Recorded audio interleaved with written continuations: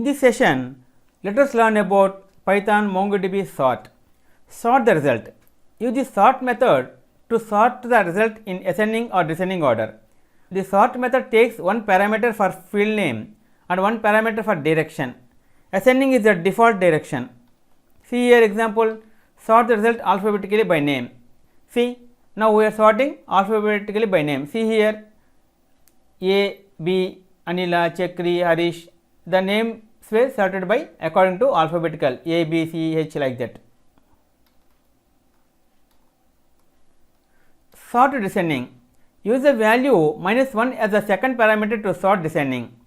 Sort name 1 ascending, sort name -1 descending. Sort the result reverse alphabetically by name. See here, by writing and executing this code, see they were sorted from down to up.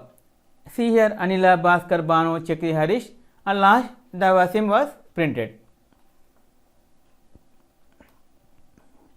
Okay friends, this is the end of part 7 Python MongoDB sort. In next video, let us learn about another topic Python MongoDB delete. If you like our program, please like, subscribe and press bell icon for our next part video updates. Thank you friends. Meet you in next video.